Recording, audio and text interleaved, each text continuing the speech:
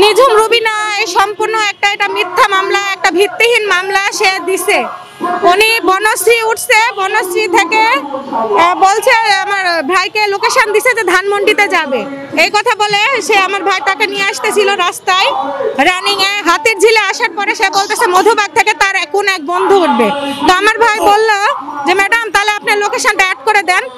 ওই মহিলা location add করবে না, বলছে না আমি লোকেশন অ্যাড করতে পারবো না। তখন তার বন্ধু ফোন দিছে, ফোন দিয়ে আমার ভাইকে ধরায় দিছে। তখন কি বলছে আমি তো সেখানে উপস্থিত ছিলাম না, আমার ভাই যতটুকু আমাকে বলছে আমাদেরকে জানাইছে আমি ততটুকুই বলতেছি।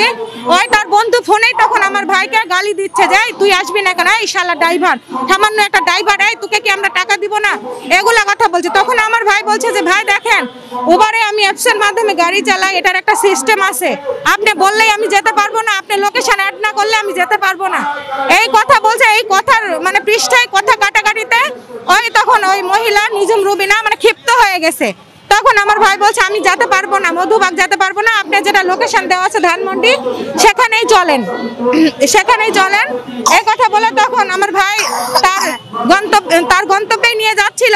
তখন নিঝুম রুবিনা গাড়ি থামা, গাড়ি থামা, গাড়ি থামা, আমি চিৎকার করবো গাড়ি থামা, এই কথা বলছে। তখন আমার ভাই গাড়ি থামাইছে, সে গাড়ি থেকে নেমে গেছে এবং ঠাস করে দরজাটা লাগিয়ে দিয়ে সে ভাড়াও না দিয়ে চলে গেছে।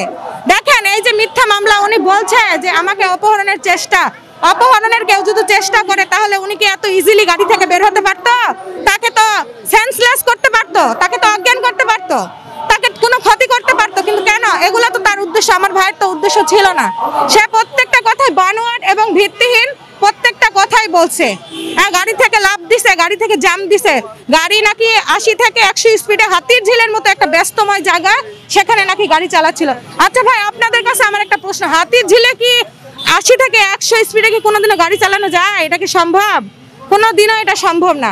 এই মহিলাটা মিথ্যা বানোয়াট একটা মামলা দিছে, তার অবৈধ ক্ষমতার জোরে সে নিরীহ এই যে আমার ভাইকে ফাঁসাইছে। আমি আমার সাংবাদিক ভাইদের আপনাদের কাছে মানে অনুরোধ আমার, আপনারা দেখান, দেশবাসীকে দেখান যে এই মহিলা ভিত্তিহীন একটা মামলা দিয়ে আজকে আমাদের এই নিরীহ আমাদের পরিবারটার আজকে কি অবস্থা করছে। এই মহিলা এমনও টক শোর মাধ্যমে দেখতেছি তার ভিডিও বলে যাচ্ছে হ্যাঁ যে এই ড্রাইভার দিন আনে দিন খায়, তাহলে এত বড় উকিল কিভাবে ধরলো? আরে ভাই আমার ভাই তো চোর বাটপার কি ছিনতাইকারী না, সে তার একজন মালিক আছে, গাড়ি সে মালিকানায় চালায়, তাহলে তাকে এত বড় একটা মামলা দেওয়া হয়েছে, গাড়ির মালিক কি একটা পদক্ষেপ নিবে না? সে কি পাশে দাঁড়াবে না? সেই তো উকিল ধরছে। তাহলে এই মহিলা কিভাবে বলে? আবার আমার ভাবির হুমকি দিছে, সে লাইভে বলছে হ্যাঁ ড্রাইভারের বউকে পালে মুখোশ টানে খুলবো। সে কেমন নারী তার কাছে আমার প্রশ্ন।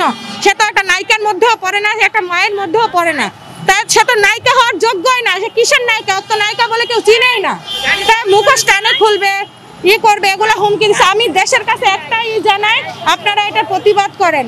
আপনারা আমার একটাই অনুরোধ, আমার ভাইকে অবিলম্বে মুক্তি দেওয়া হোক। হ্যাঁ, আমি দেশের কাছে, সরকারের কাছে আমার আকুল আবেদন, আমি আমার ভাইয়ের মুক্তি চাই।